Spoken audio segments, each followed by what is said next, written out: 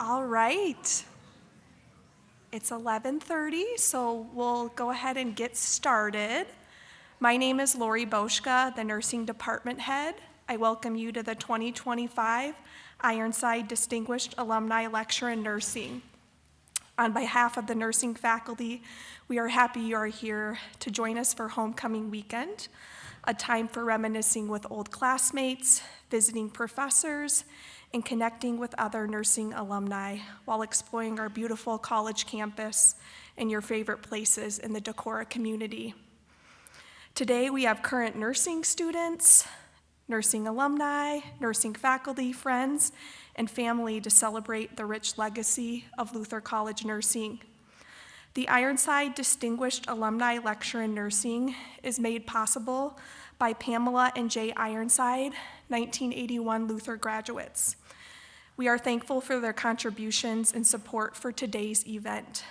After today's presentation, all are invited to our Simulation Center open house in Valders. That'll be from 12:30 to 1:30 to mingle and enjoy light snacks and drinks. And I do have a sign-up sheet outside if you want to write your name and some information so we can continue to stay connected. Today's speaker is Dr. Michael Anderson.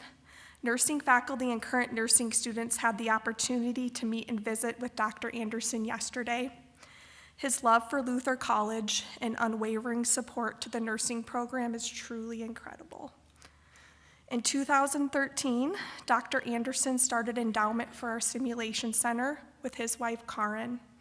This endowment helps support simulation education and supplies so we can provide learning opportunities to make sure Luther nursing graduates are equipped for the complexities of today's healthcare environment. Dr. Anderson is the Chief Operating Officer at Heartland Anesthesia and Consulting. Prior to this role, he was a clinical nurse and an anesthetist at the University of Iowa's hospitals and clinics, and was a clinical associate professor and the clinical coordinator of the Anesthesia nursing program in the College of Nursing at the University of Iowa. Dr. Anderson graduated with a Bachelor's of Arts in Nursing from Luther College in 1999, a master's degree from the Cleveland Clinic, Case Western Reserve University, nursed anesthesia program in 2009, and obtained his doctorate of nursing practice from the University of Iowa in 2014. His doctoral work focused on infection control in the operating room.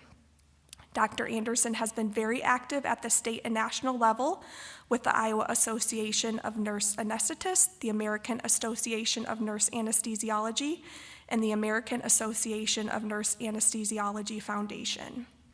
He was the Emerging Leader Fellow for the National Board of Certification and Recertification of Nurse Anesthetists from 2014 to 2016.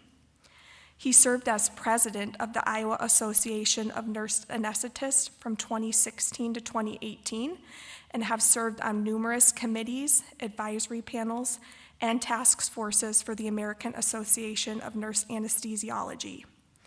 He served as the American Association of Nurse Anesthesiology Region 4 Director and the American Association of Nurse Anesthesiology Vice President, and is currently the chair-elect for the American Association of Nurse Anesthesiology Foundation Board of Trustees.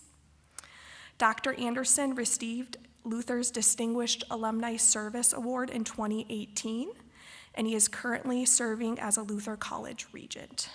We now welcome Dr. Anderson to the stage.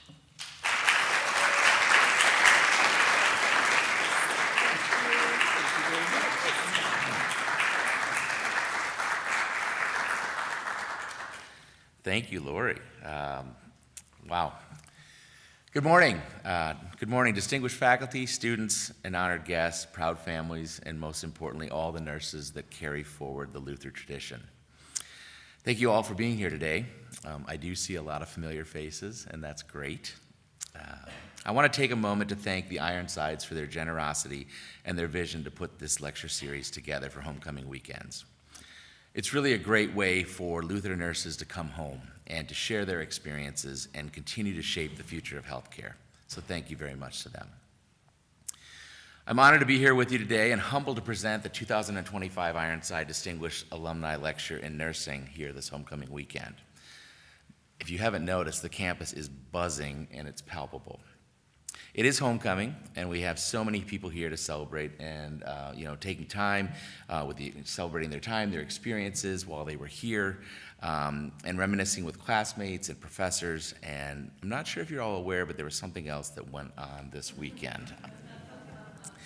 Yesterday, our very own Brad Chamberlain was inaugurated as the 12th president of Luther College. Brad and his wife Julie and family have been pillars of the Luther community and Decorah community for many, many years, and it's absolutely exciting to have him as the president of Luther College. I can tell you that we share in the excitement of the Luther faculty, the students, and the Decorah community in welcoming President Chamberlain to this role, and are excited for his continued vision and guidance for many years to come. So it truly is a privilege, and I'm truly honored and humbled to stand here before you in a place that I cherish and I love very deeply. And I want to talk about something that's profound, and that is the legacy of the Norse nurse. The story begins here at Luther College itself, and the rich history of the nursing program. Since its founding, Luther has prepared nurses not only to meet the clinical demands of the profession, but to embody a philosophy of holistic care, one that honors mind, body, and spirit. The program has been guided by the liberal arts tradition, instilling in its graduates both intellectual rigor and a sense of calling. From the earliest graduating classes nearly 50 years ago to the newest cohort, Luther College nurses have been known for their competence, their integrity, and their compassion. Luther nurses stand head and shoulders above their peers. But today, in a healthcare landscape that's defined by rapid change, unprecedented challenges, and new opportunities, we must ask, what is the enduring legacy of a Luther nurse? We're going to explore that over the next little bit of time here that we have today. Before we go there, I want to share a little bit about myself. I was born and raised in a small rural town in southeastern Minnesota called Blooming Prairie. I was one of those towns where everyone knew each other, right? It kind of helped that my parents were quite involved. My father was a lead lab technician at a chemical company, and my mom was a teacher by trade. But when she had me, she decided to put that on hold and ultimately worked as an administrative assistant for various organizations as I was growing up. I have a brother who's 3 years older than me, and contrary to popular belief, the big green guy in the picture here is not part of the Anderson family, although some may think he maybe is. My parents really worked hard to ensure that my brother and I had really everything that we needed to succeed, and so we're so grateful for that. We were raised to understand the concept of service and giving to others. My father was the mayor of my hometown for 22 years, and my mom served on the school board, including school board president, for many years. They were very involved in Cub Scouts and Boy Scouts, and both my brother and I worked hard and achieved the Eagle Scout recognition. My older brother was and continues to be a mentor and an inspiration to me, not only to find Luther College, but also fall in love with all that Decorah and Luther had to offer. So my brother chose Luther, and honestly, you know how that goes. You know, when your brothers decide, my son can probably attest to that, right? But, you know, I had never heard of it. I had never heard of Luther. I had never heard of Decorah, right? But from the first time that I stepped on campus, I felt something different. I really felt it deep in my heart. It was an incredible college, and it was nestled in the Oneota Valley near the upper Iowa River, and there was so much to like. You know how sibling rivalries go, though. As much as I loved Luther and as much as I loved Decorah, I really tried to dismiss those feelings, right? I didn't want to just, you know, outwardly follow my brother's footsteps. Okay, I went through the motions and I looked at a lot of other schools. I just not one of them gave me the feeling that Luther College gave me. So ultimately, I made the decision to attend Luther. And my journey brought me to Luther in 1995, and I'm a graduate from 1999. It's one of the best decisions I ever made. I want to take a moment of personal privilege here to acknowledge some very instrumental people in my life. First and foremost, my wife and my children, whom are here today, or who mostly are here today. I met my wife, Karen, who's sitting down here, during our freshman year, and she's not only been an inspiration, but also a shining light for me in my life. We were chemistry lab partners our freshman year. It wasn't a very equitable partnership. She did the majority of the work, and I made her laugh. That worked really well for me until I decided I wanted to go into anesthesia and actually needed to learn chemistry. So it ultimately worked out, but I'm just saying, I'm sorry. I got the better end of the deal there. So it was a match made in heaven in my mind. So thank you, Karen, for always being by my side. I have two sons, Austin, who is not able to be here today. Austin is a first-year student at Purdue University. He's studying aerospace engineering, and we could not be more proud of him. And Braden, who is here today. Braden's a ninth grader. Yes, I'm going to talk about you. I'm sorry. Braden's a ninth grader at Liberty High School, and we hope to maybe attend Luther someday. No pressure at all. Zero. So although there's so many other people to acknowledge, I need to highlight someone, honestly, that's been a driving force in me being not only the nurse I am today, but also the person that I am. I'm so excited and happy that she's here. Dr. Cheryl Juve was a faculty member at Luther College for many years and was my advisor and my mentor, and I'm honored to continue to say that I continue to have her in my life today. And Cheryl is here, and I just want to say thank you for always believing in me and pushing me and supporting me, because you are a driving force, not only for me, but so many people. So thank you. I graduated from Luther in 1999, and I started my nursing career in a medical ICU in Galveston, Texas. Again, I was fortunate to have incredible mentors who took me as a new grad and showed me the way to really become a professional. They instilled in me the importance of lifelong learning. After 4 years in Galveston, we moved to Cleveland, Ohio, for my wife to attend a radiation oncology residency. I worked in the neuro ICU for several years and ultimately decided that I wanted to become a CRNA and attend CRNA school. That was another excellent decision that I made. We moved to North Liberty, Iowa in 2009. I received my doctorate of nursing practice from the University of Iowa, and I worked at the University of Iowa as a CRNA and a clinical associate professor and the clinical coordinator of the anesthesia nursing program until 2022. And those are some of the best times of my career, honestly. Working with the students and teaching them in the classroom in the OR was something that I will cherish forever. In 2022, I left the university and became the Chief Operating Officer of Heartland Anesthesia and Consulting. We are a CRNA-owned and operated company with 30 facilities across the state of Iowa. That was another great decision. As was stated in my bio, I've been very active at the state and national associations. I've served on numerous boards, including become the president of the Iowa Association of Nurse Anesthetists and on our national board as well. All of these experiences have been extremely rewarding and have prepared me to be the person and the provider that I am today. Again, I would not be standing here before you without phenomenal mentorship and guidance from so many people. Renowned author Simon Sinek has a saying, "Be the leader you wish you had." I love that statement, and I use that statement often, not because I didn't have great leaders, not at all, But I use that statement as a reminder and as a guide to me to continue to push myself to do more and to be better. Not only a better person, a better father, a better husband, a better clinician, a better leader. So again, I love that statement. So that's enough about me. Now we're going to dive into some of the fun stuff. So a little bit about Luther College, okay? A little background about this iconic institution known as Luther. Luther began as a seminary initiative in 1857 and expanded from humble roots in Wisconsin to a permanent home in Decorah in 1861.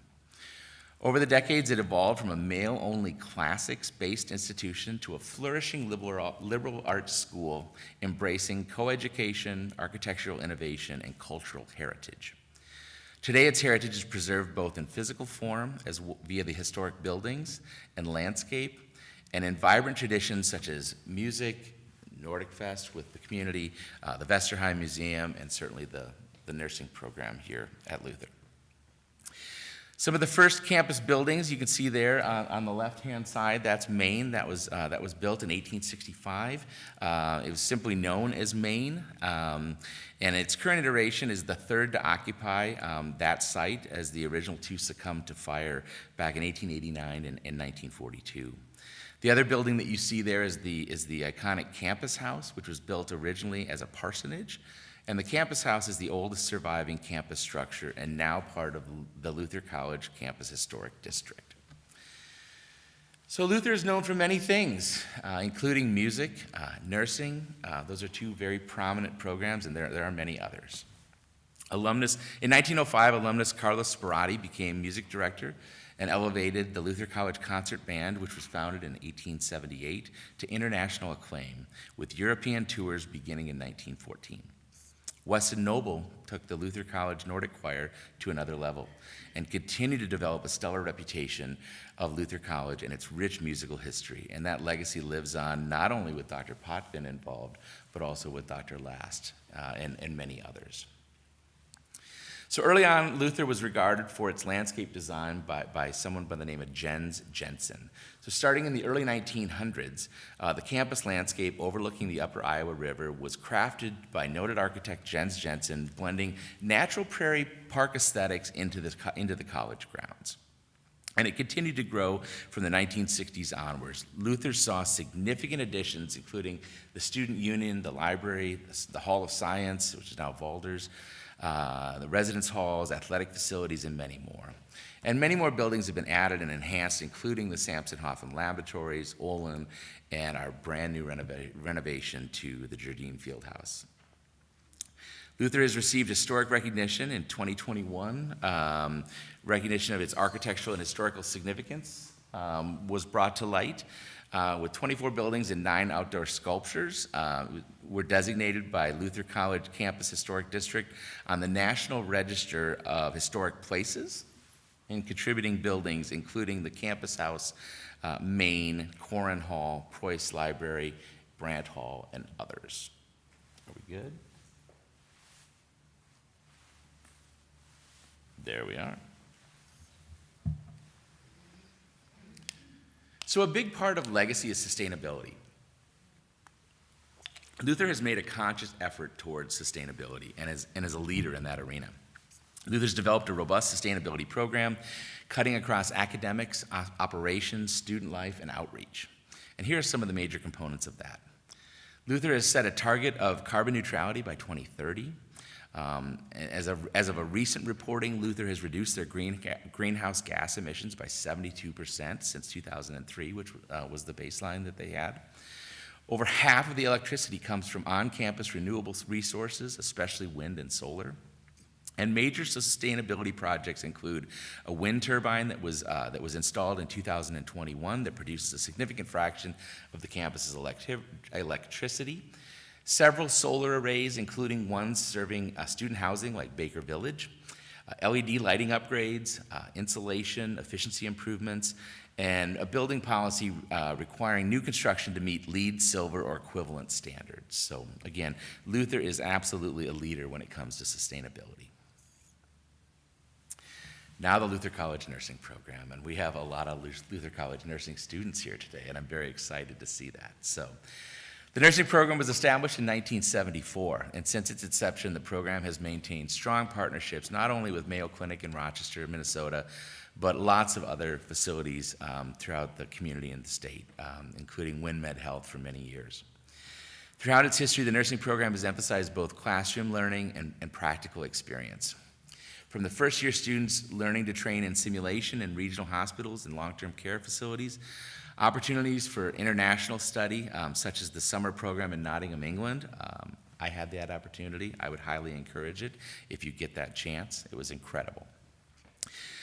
I studied maternity nursing in Nottingham, England, and Cheryl Drew was my faculty, and we still reminisce about many stories, including a cab ride that I won't go into, but we laugh about that still today. So, Luther Nursing Program curriculum has gone through many changes over the years and is about to embark on another change. For many years, nursing students spent their junior year at the Mayo Clinic or Mayo-affiliated hospitals in Rochester, Minnesota. Now Luther is transitioning to senior students completing their training at Mayo. This is a game changer for you and for Luther. Partnering with one of the most iconic healthcare institutions is not only outstanding for Luther, but also for our students. The Luther College Nursing Program has a strong reputation, has absolutely incredible faculty, and state-of-the-art facilities that help prepare nurses of today to be nurses of tomorrow in this ever-changing healthcare landscape. So I started to lay out a little bit about what is great about Luther College, right? Why is the Luther program a great place to be? Braden, that's a great question. Let's explore that a little bit more. So I want to talk to you about something bigger than any one class, any one career, or any one lifetime. I want to talk about the legacy of the Norse nurse. From the very beginning, again, Luther's nursing program embraced a holistic approach from understanding that nursing is more than a task, more than a procedure. It's about caring for the whole person, their body, their mind, and their spirit. As I was thinking about this presentation, I kept coming back to the word legacy. You got to understand, when Angela Keeney reached out to me and said, hey, we would love you to give the Ironside lecture, I was not only honored, but it's a little bit of pressure. I speak a lot, and I was like, man, this one's a little bit different. I really had to think long and hard about what I wanted to do, and they gave me full credence to do whatever I wanted, and this is where I landed, and again, I hope you enjoy it. So now the word legacy is a powerful one. Legacy is not just what you inherit, and it's not just what you leave behind. Legacy is the living bridge between past, present, and future. It's what you carry with you. It's your values, the lessons you learn, and your character, and what you pass forward through your actions, your leadership, and your compassion. Every Norse nurse is both a keeper of this legacy and a builder of it. We all stand on the shoulder of giants who have come before us. So what does this legacy look like in today's changing healthcare landscape? We can understand that a little bit more by dissecting the very letters of the word itself, legacy. We're going to go through each one of those letters and hopefully understand a little bit more as we go. So as we start, L is for leadership. Leadership is more than management. It's influence. Leadership is not about hierarchy. It's about influencing outcomes, empowering others, and advocating for patients. There are some key qualities that leaders have, and they include empathy, or the heart of healthcare is compassion. Resilience is another one of those key leadership qualities. Integrity, adaptability, and advocacy. And you'll hear a couple of those terms here as we kind of go through these letters of the word legacy. To be a leader, you have to be able to lead by example. You have to be willing to sacrifice. Simon Sinek, renowned author, has an excellent book called Leaders Eat Last. This explores those important qualities that leaders have that make them successful. One of the key components of leadership is lifelong learning. Luther nurses embody lifelong learning in a profession where knowledge evolves daily, where science advances rapidly. The Norse nurse commits to growth without end. Students, once you graduate, you're not done learning. You've only just begun. Healthcare evolves. There are new technologies. There are new treatments. There are certainly new challenges. This has become more amplified in the past few years. Lifelong learning ensures that excellence does not maintain or remain static. It advances, it adapts, and it endures. A Norse nurse embraces that growth, adapts to it, and remains a student of the profession forever. There are many Luther nursing alums who are outstanding leaders and have paved the way within the nursing profession in other areas for so many of us. I had to sprinkle in some of the beauty of the campus and everything else, right, to kind of help show what makes Luther and Decorah so special. We're so fortunate we have such a beautiful, beautiful weather this weekend. So L is for the L from legacy is for leadership and lifelong learning. E is for empathy. Nurses are inherently empathic. In a world filled with data, charts, and diagnoses, it is empathy that makes the difference. It's empathy that preserves humanity. Luther nurses recognize behind every chart and diagnosis is not only a person, but a story, a family, and a life.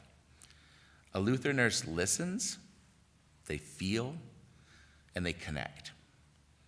They know that sometimes healing begins not only with medicine, but with the presence, compassion, and understanding as well. It's empathy that transforms skills into healing.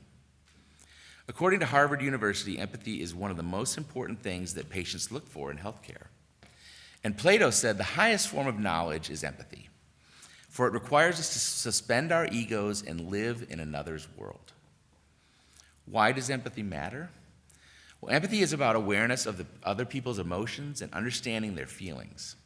Compassion is about taking action in response to empathy. Both are critical for establishing trust with patients and providing care that meets their needs. However, empathy comes before compassion. Studies demonstrate how empathy improves patient satisfaction, treatment compliance, and clinical outcomes. Patients are more likely to follow their treatment plan and practice self-care when they feel heard and they feel understood. Establishing an empathic relationship with our patients also leads to fewer disputes, litigation, etc., and can improve reimbursement as a result of higher patient experiences. But most importantly, taking the time to empathize with our patients allows us to connect with them on a more human level. Unfortunately, many healthcare encounters are reported to be lacking in this area. Even though there are providers who routinely convey empathy to their patients, most notably nurses, it is not a universal experience across healthcare, and we have a lot of work to do. We need to create an empathic culture. We need to be in an environment where empathy matters. The type of culture develops when people feel seen and heard by leaders, and when leaders respond to those expressed needs. I'm a firm believer that empathy can be learned, but it also has to be inherently within you. According to a study published by the New England Journal of Medicine, although empathy increases with training, levels generally tend to decrease over time after training. This suggests that the importance of working on empathy, following metrics like patient experience, and providing ongoing skills development coaching and other areas where needed. The heart of healthcare is compassion and empathy. We can develop an empathic and compassionate healthcare system by making empathy a priority, modeling desired behaviors, and redesigning with empathy in mind. In this way, we will transform care organizations into organizations that care. That's different. There's a great link to a TED Talk by a friend of mine, Dr. Adrienne Boise, who's the Chief Empathic Officer or Experience Officer at the Cleveland Clinic. And it's entitled, Can Empathy Help Us Heal Healthcare? And it's a great presentation, and newsflash, the answer is a resounding yes. So we've covered L and E. Now we are on to G. G is for grit. How many know what grit is? Have you heard that term? Okay, a lot of the students are nodding at least. Usually the students are sleeping when I lecture, so thank you.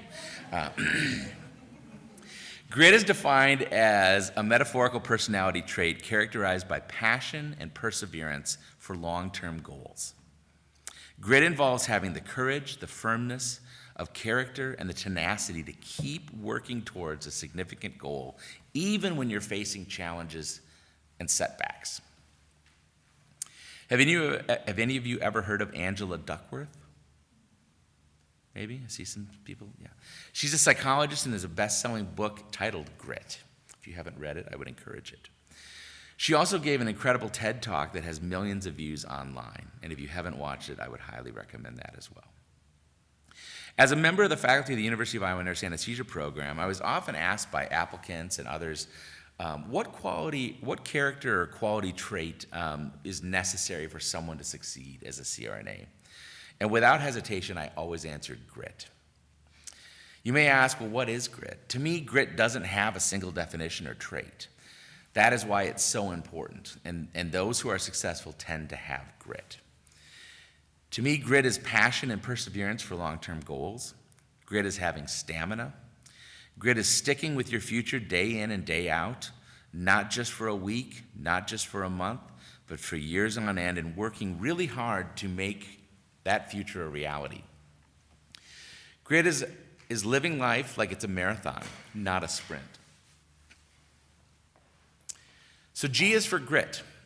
The path of the nurse is not easy. It demands resilience in the face of long hours, complex cases, staff shortages, and emotional trials. I've witnessed Luther nurses in the clinical environment and in the classroom and can attest that they all have grit. Luther nurses are distinguished by grit, the capacity to persevere, to rise in the face of hardship, and to meet the moment with courage.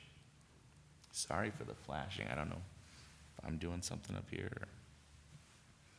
So now we're on to A. A is for advocacy. And anyone that knows me knows that I'm a pretty big advocacy guy.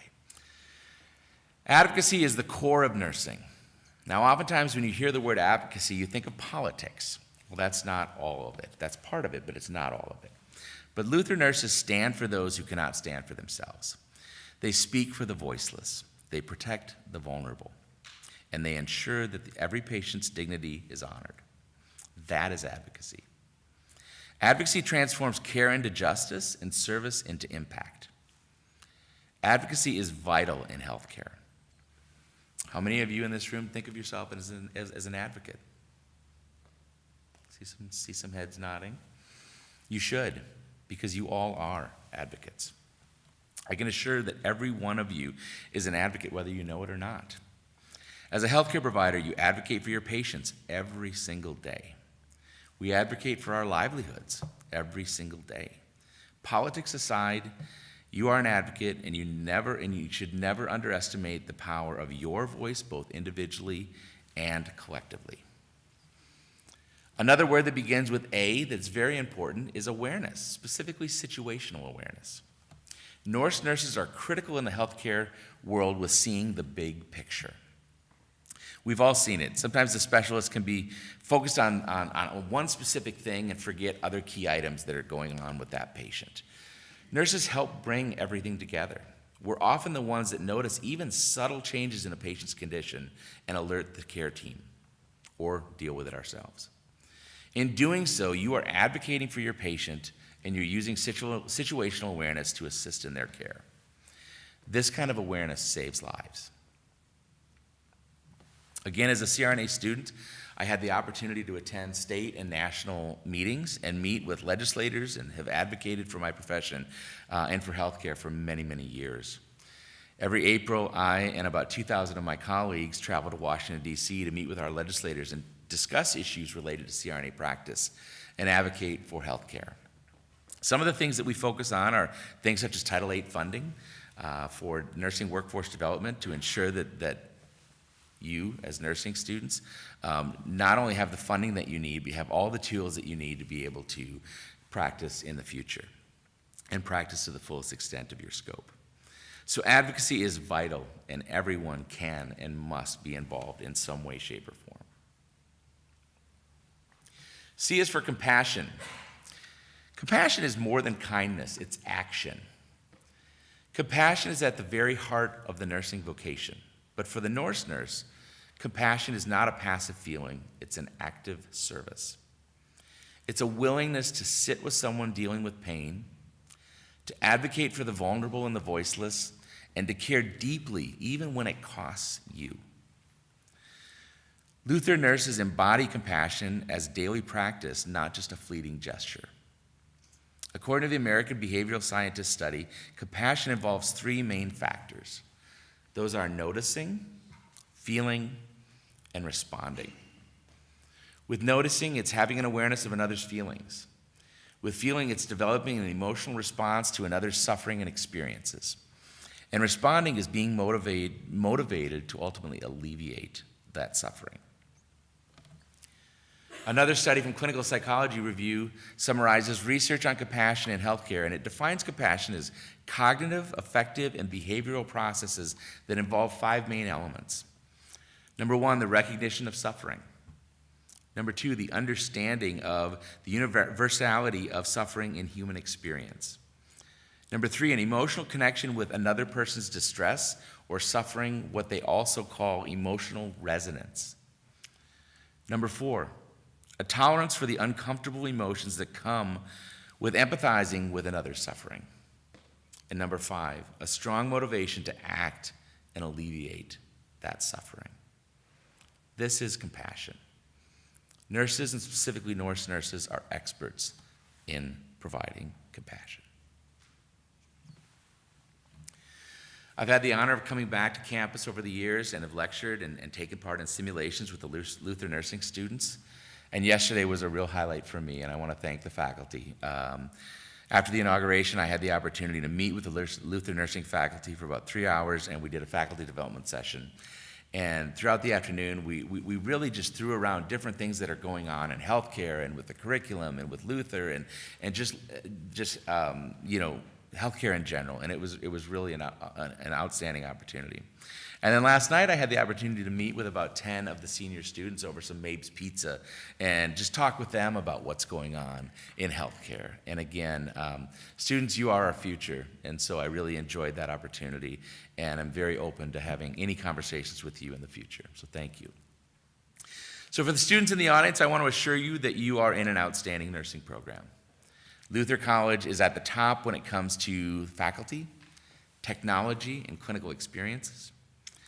The thing that you want most when you graduate, and other seasoned nurses can attest to this, the thing that you want most when you graduate is that you'll be able to go in the doors of any of those institutions and do anything. And Luther is preparing you to do just that. So take advantage of all that Luther has to offer because it will pay dividends in the future. It's because of the transformative experiences my wife and I both had while we were attending Luther, and as well as our strong connection with Luther since we graduated, that we made a conscious effort to give back to a place that has given us so much. A few years ago, we ultimately chose to develop an endowment for nursing simulation, to give back to Luther and to help generations of Luther nurses learn in a state-of-the-art environment. The Luther College Nursing Simulation Center, or Northview Medical Center, I love that name. I had no involvement of that, but I absolutely love it, is a state-of-the-art simulation center. We need to get Northview Medical Center t-shirts, right? Can we work on that? Right. It's a state-of-the-art simulation center, and it allows the nurses, it allows the students and faculty to simulate real-world health scenarios and prepare the students for real-life clinical experiences. I hope you all have the opportunity to come over to the Simulation Center after this, the open house after this talk, and see the facility because it's a game changer. It's quite frankly outstanding. These are the things that help separate Norse nurses from other nurses, and we're very fortunate to have them here at Luther. All right, we are to why, so legacy, right? L-E-G-A-C-Y. Why? I kind of struggled with why a little bit. I thought about just using what is your why, W-H-Y, right? But I ultimately decided to talk about why as being yes, you can, and thinking about that yes, you can attitude. So I want you to think about people faced with the exact same challenge. One says, that's impossible, there's no way I can do it, and they just stop, okay? The other says, man, that's gonna be really hard. But they roll up their sleeves and they go and they figure it out, okay? Same obstacle, same resources, but the outcomes are vastly different, right? They're worlds apart. Why? Because of attitude. The mindset we bring helps shape what is possible. I'm fortunate to have a very close person in my life who lost his son to cancer and developed a foundation. And Craig has a statement that absolutely rings true to me, and every time I hear it, I like to use it as well. But he likes to say that there are two things in life that you can control: your effort and your attitude. Now, that's not only a message for students in this room, it's a message for all of us, right? It resonates with every single one of us. There are two things in life that we can control: our effort and our attitude. I try to remember that when things get tough, and I've tried to instill that in my kids as they've grown up as well. So the final letter in the word legacy is the letter Y. Y is for yes, you can. The final letter represents a spirit of confidence and determination. It is this can-do attitude that defines the Norse nurse. A belief that no challenge is insurmountable, no patient beyond hope, no obstacle too great to overcome. Because of this outstanding preparation, the academics, the life experiences that Luther provides, Luther nurses step forward with courage and confidence, reminding themselves and their patients that compassion is not a passive feeling, it's an active service. That healing is possible and hope always matters. Attitude is not just a reaction to circumstance, it's a choice or a lens, a tool that can either build resilience or erode it. When you adopt that mindset of yes, you can, you begin to tap into three things. And those things are possibility thinking, resilience under pressure, and energy that inspires others. Again, I've had the pleasure of being around a lot of Luther students and graduates in many different capacities. Some of them were my students when I was in the clinical coordinator of the anesthesia nursing program at the University of Iowa. And Luther nurses have always had that can-do attitude to identify a problem and work to find a solution, no matter what it takes. It was kind of fun going back and looking at pictures, and I had to add some of these. Braden's cringing on all of these, I know, but so some of these are many years ago, back in the old simulation center, when it was across the hall from where Northview Medical Center is currently. But the boys really enjoyed going in there and getting to play around a little bit and having some fun. And that first picture there is I believe Braden and. No, I believe it's Austin who's checking out mommy's heart with his stethoscope there, and then no trip to Decorah is ends without a trip to Whippy Dip, right? Although we went to Sugar Bowl last night and that was really good too. So.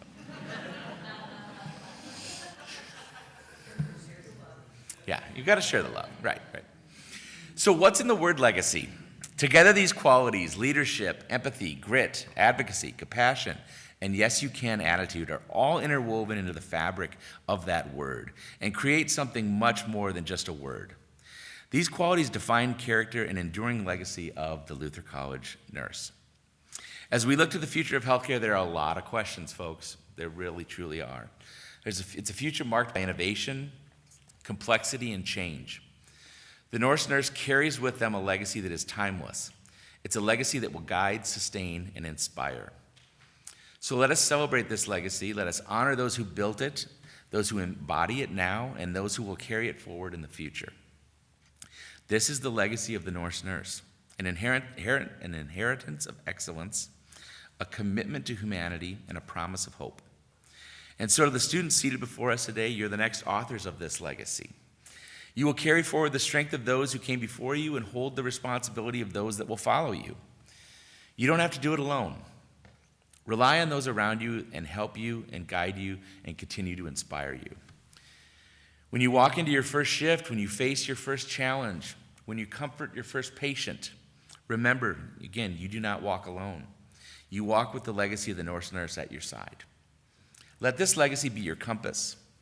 Let this be your standard, and let this be the gift to the world.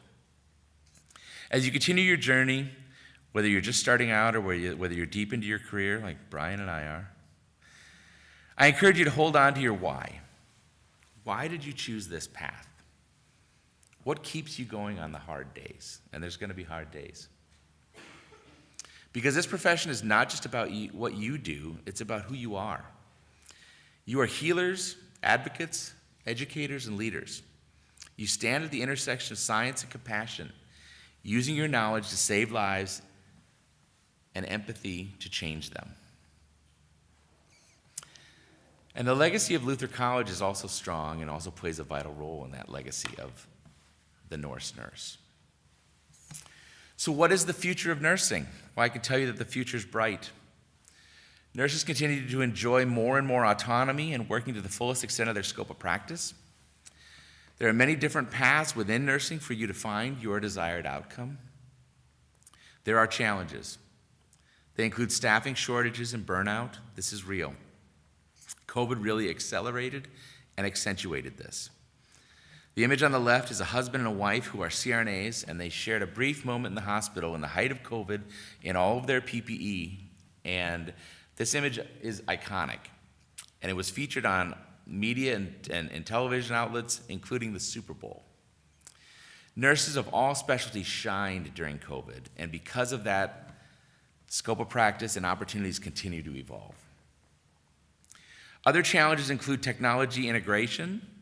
The concepts of AI and telehealth are exciting but need to be fully understood and harnessed so they are used appropriately. Nurses can and should be leaders in this arena. Nursing curriculums need to adapt and embrace these technologies and utilize them to help advance practice. There are increasing complexities of patient care.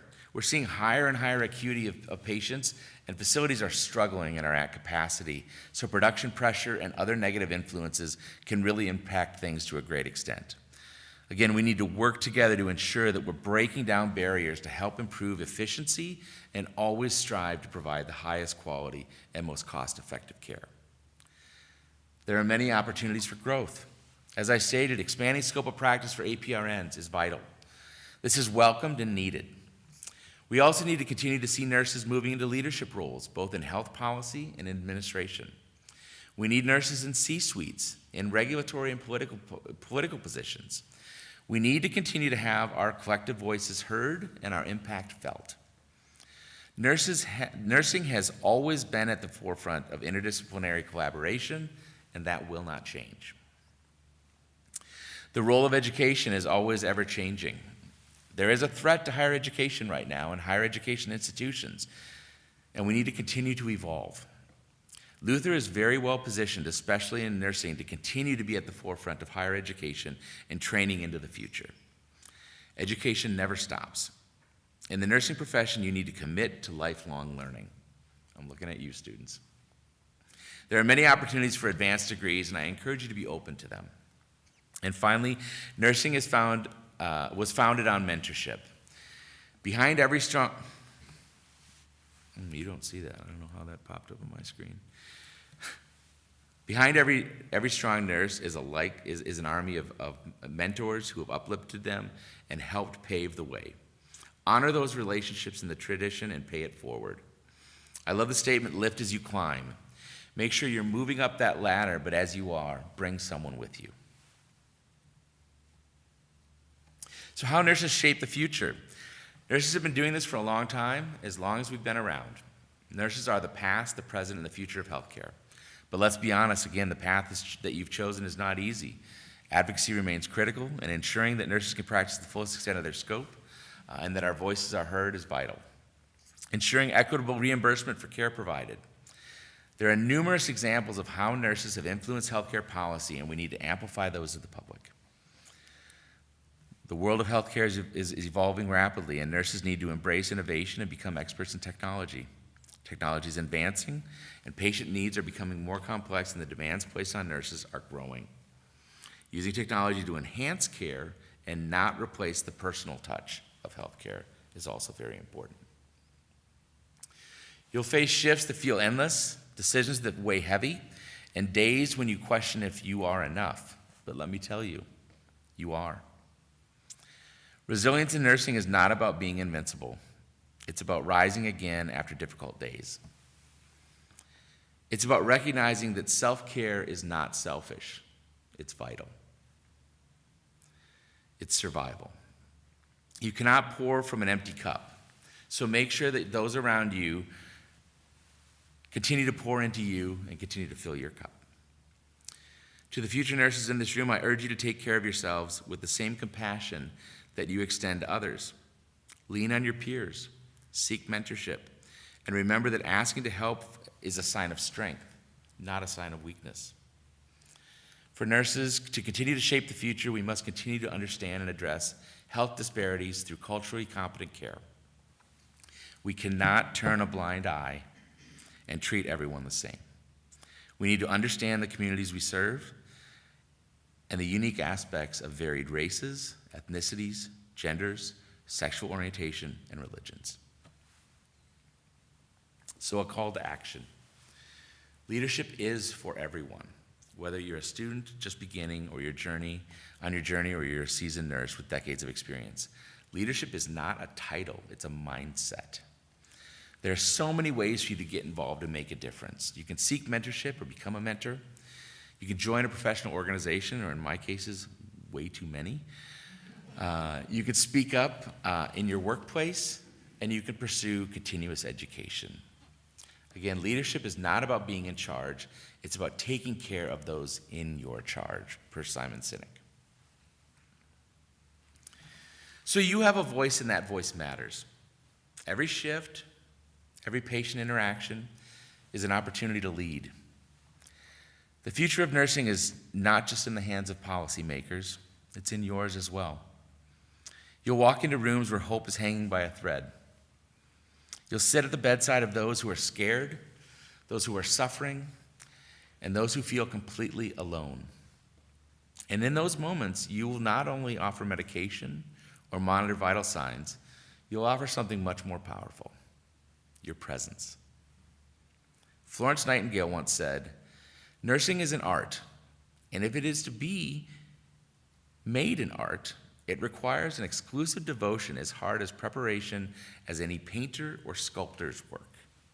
And I believe that still holds true today. Nursing is both a science and an art, a blend of clinical expertise and deep humanity. Throughout your career, you will discover that what patients remember most isn't the procedure that you provided them or cared for them for. It's going to be how you made them feel. That's really important to remember. So I want to close by sharing a personal story that's resonated with me since the day it happened, and every time I tell it, I still get goosebumps.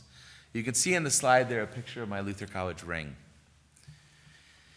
I'm a nurse anesthetist, and I pride myself on being a patient advocate and really developing a rapport with my patients.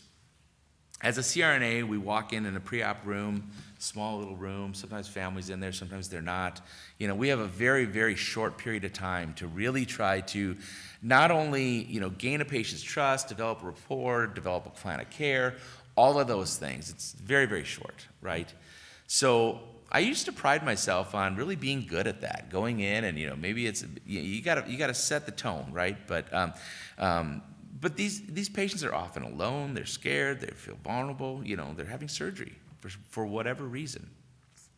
So I had an experience years ago when I went in to meet my patient, and he was having a Whipple procedure for pancreatic cancer.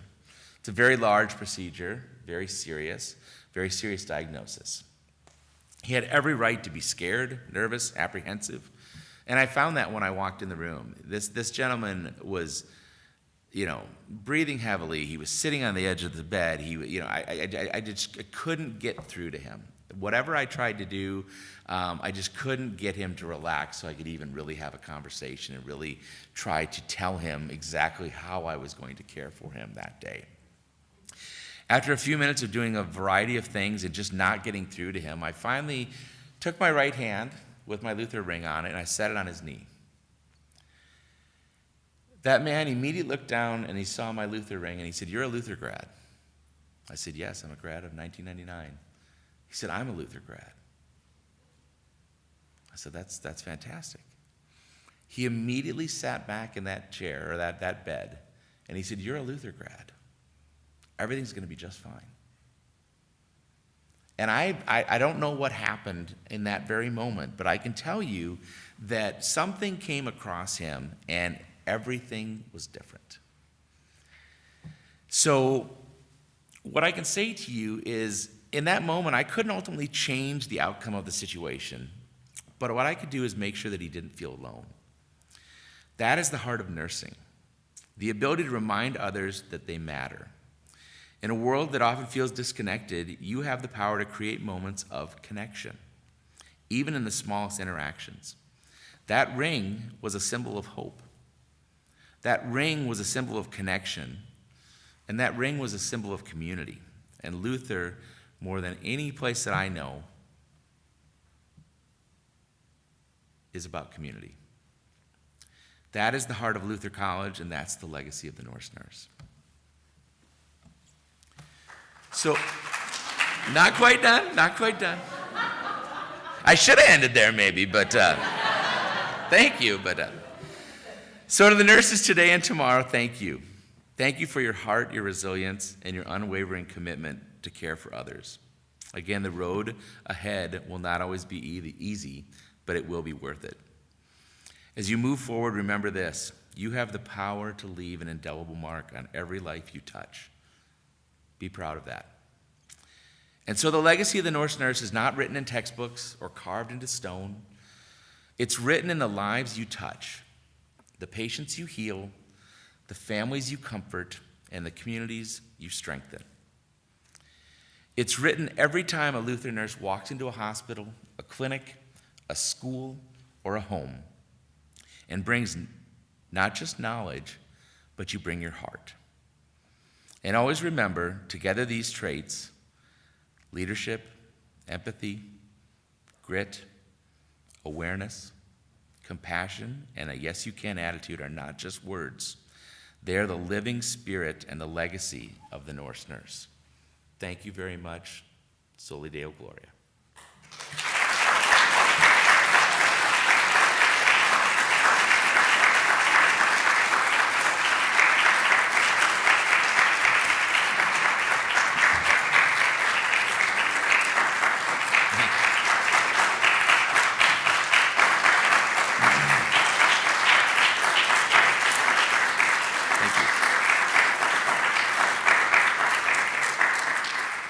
I'm happy to answer any questions.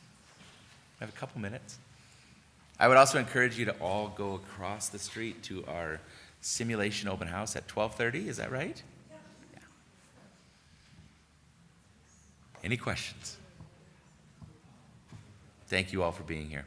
Oh, Rich. Well, I would defer to any student that has a question first before I. Students? Okay. I'm moved by the last story that you just told, and then wonder how will the technology, the AI, the telehealth in particular, how will that play into that sort of a scenario where you don't have necessarily the opportunity to put the ring down there? Completely agree. I think that's why I said what I said. I think we have to embrace and utilize that technology. Look, there's a lot of things out there that are phenomenal, right? But nothing can ever separate or take away that personal touch and that personal interaction. And so, as great as AI is, as great as technology is, I feel very strongly that we're never going to be completely replaced in healthcare because we just can't. We can't go there. So that's my feeling. But we've got to be creative, and we've got to figure out ways to utilize that technology and make sure that we are continuing to maintain that human touch and that human interaction. It's vital.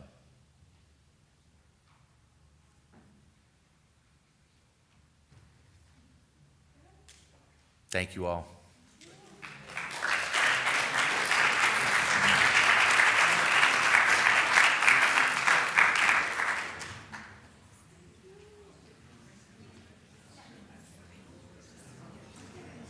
No, I kept messing with it too. I don't know. It was fine. It didn't really bother. So.